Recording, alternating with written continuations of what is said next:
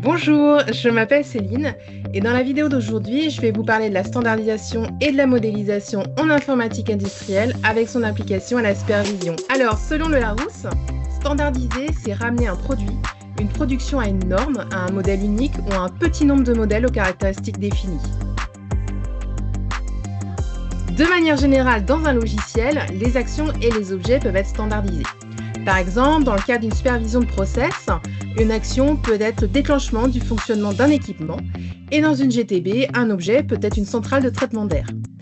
Toutes les caractéristiques des actions et des objets peuvent être définies au sein de modèles.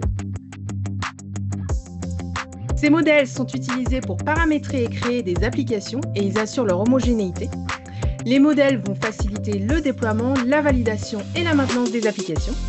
Elles permettent également la transmission des savoirs au sein d'une équipe et assurent l'homogénéisation des réalisations sous-traitées. Dans le cas des échanges de données entre logiciels, il faut établir des règles de structuration et de nommage documentés que l'on va regrouper dans un référentiel commun aux différents services de l'entreprise. Ce référentiel structurera les modèles d'échange de données entre les logiciels. Les modèles utilisés dans la supervision devront se rapprocher au maximum des modèles des programmes automates. On peut modéliser l'équipement, mais cela n'est pas forcément la bonne solution, car en fait, on va se retrouver avec autant de modèles que de types d'un même équipement. Il vaut donc mieux modéliser les fonctions assurées par l'équipement. Ainsi, un même modèle sera alors utilisé pour plusieurs types d'un même équipement, réduisant ainsi le nombre de modèles.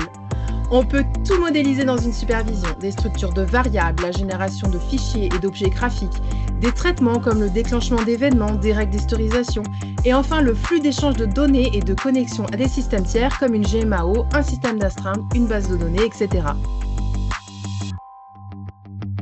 L'instanciation d'un modèle est la création d'une image du modèle d'origine complétée avec des paramètres propres à l'instance. Les instanciations vont accélérer le déploiement, mais le plus important est qu'en modifiant le modèle source, toutes les instanciations existantes récupèrent automatiquement les traitements et les données modifiées d'un modèle.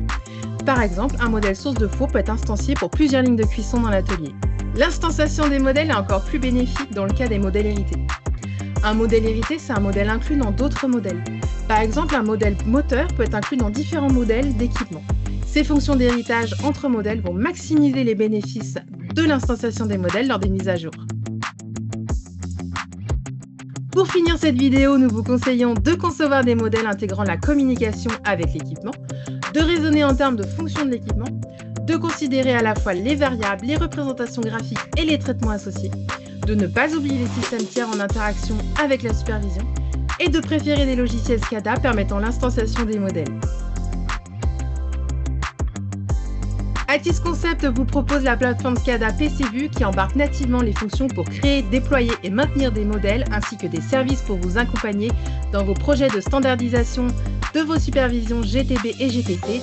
Rendez-vous sur notre site www.atis-concept.com pour plus d'informations. J'espère que cette vidéo vous a plu. N'hésitez pas à la liker et à nous laisser un commentaire. Je vous dis à bientôt pour une nouvelle vidéo.